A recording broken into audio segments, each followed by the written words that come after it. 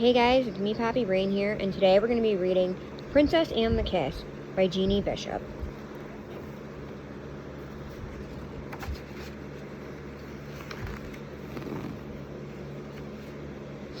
Long, long ago, in a wonderful castle on a mountain of splendor, a beautiful princess was born.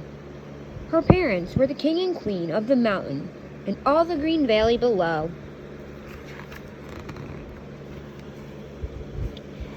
The king and queen loved the little princess even before she was born. One day, she came into the world. The royal couple gave their daughter a very special gift from God, her first kiss. While the princess was growing up, the king and queen kept the precious gift safe in their care.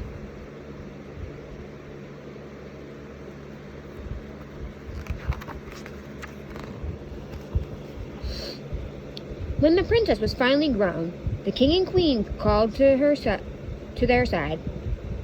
"We have something very special to give you," said the queen. Up, up the royal family went to a secret room in the tower of the castle.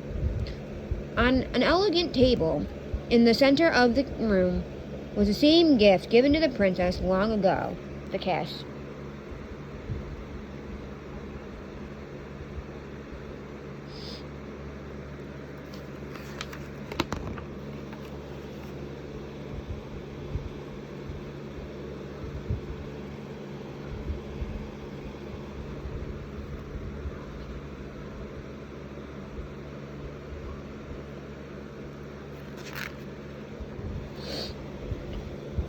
"God gave this gift to you the day you were born," said the queen, "because he loves you so dearly.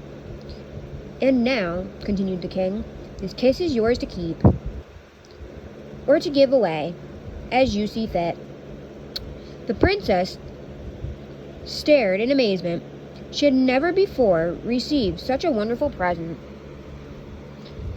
"But use wisdom, my daughter," warned the king, "and save your first kiss for the man you will marry. Never part with it for the sake of a stranger." The wise little princess took her father's words to heart and kept the kiss safe in the castle tower. But there were many days when she wanted to gaze at her precious possession. She wondered how she could ever give it up.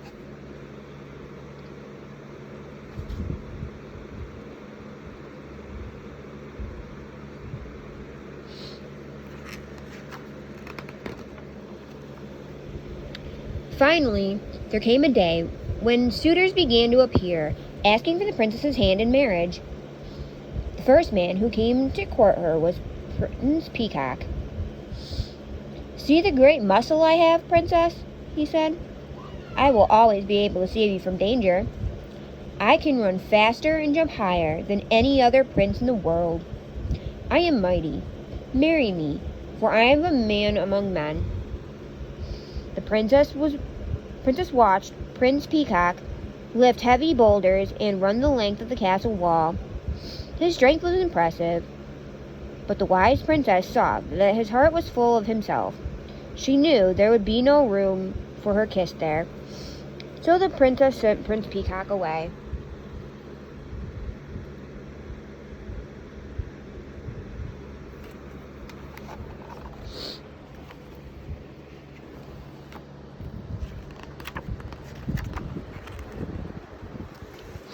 The next day, Prince Romance came to visit the princess. He brought dozens of roses and boxes of chocolates. "I can take you to many far-off places, princess," he said. "We will eat the choicest foods. We will see marvelous sights. Marry me, princess. Every day will seem like a honeymoon if you are with me." The princess thought about what Prince Romance had said. It sounded very interesting and exciting. But the wise princess knew that honeymoons and wonderful feelings could not last forever. The princess would soon lose interest in her kiss. The princess turned Prince Romance politely away.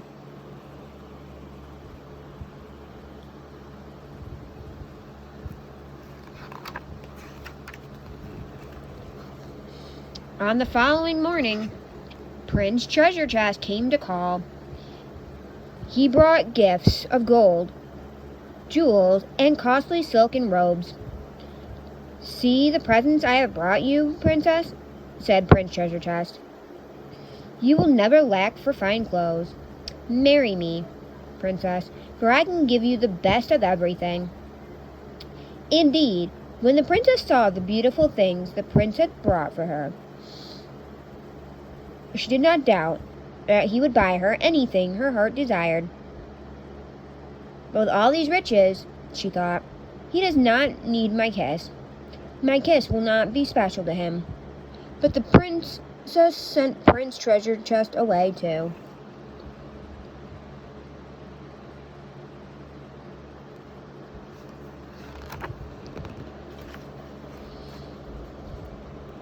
Many men came one by one to ask for the princess's hand in marriage. One by one she turned them all away. None seemed worthy of her kiss. She began to doubt that she would ever find a husband. One night she spoke with her mother, the queen, about her fears.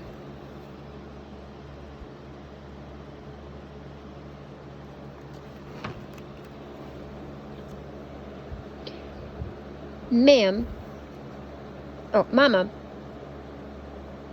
the princess asked, "will I ever find a man so special that I will be able to give him my kiss?" The queen smiled, gazing at the many stars twinkling above the velvet night. "Oh, yes, my dear. I think God will bring a husband to you.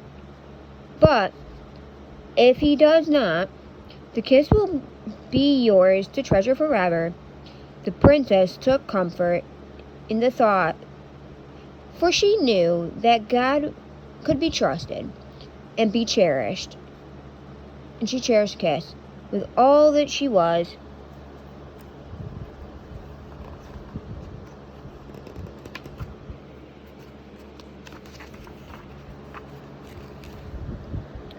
The next day, a common man came to the castle.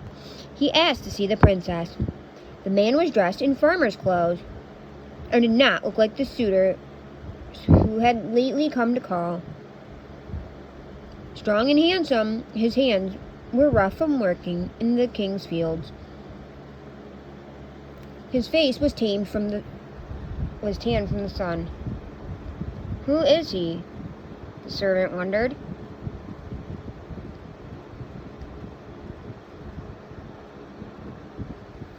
As he was led through the castle, the man was taken to the royal garden, where the princess and her parents were walking among the rose bushes.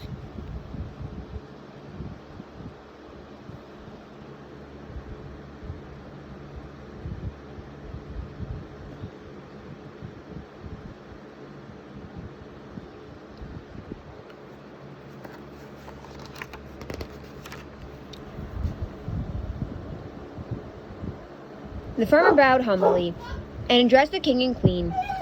"May I speak with your daughter?" he asked. The princess's mother and father were surprised. Who was this man?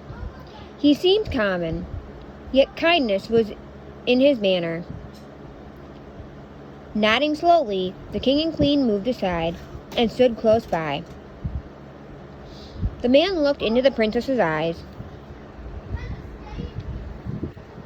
"I have worked in your father's fields for many years. I prayed and watched and waited for one who could be my wife, yet found no one. Then one day I saw you walking on the palace lawn. Your beauty was marvelous, and your purity sparkled like diamonds." The princess blushed, and her heart began to beat wildly. "I have little to offer you, princess," the man said softly. "I have no gold. I have no means to travel the earth. I am not as strong as many." The farmer stopped, and the princess was afraid he would not continue. Then he whispered, "But I do have one very special gift I can give to you."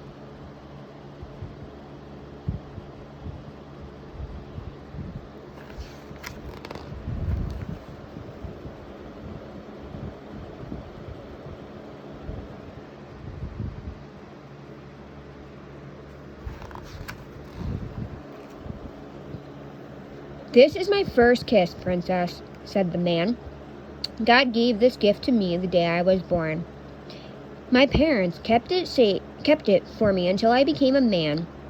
I have saved it all my life for you. Would you be my wife?"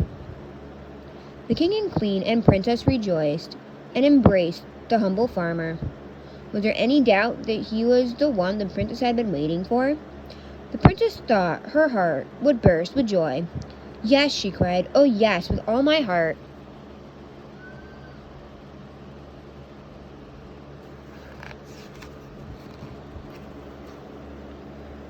On the day of their wedding, the princess and her husband were dressed in magnificent clothes and stood before the altar in the royal church, where all the lords and ladies of the kingdom had gathered for the celebration. There, with the sun streaming through the windows, they exchanged their kisses, and God and all the kingdom sang for happiness. The princess and prince lived happily ever after.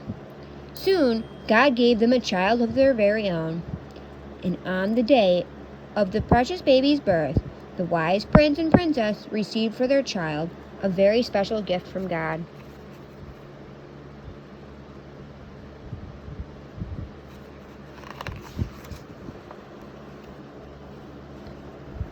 Love comes from a pure heart and good conscience and sincere faith. 1 Timothy 1:5.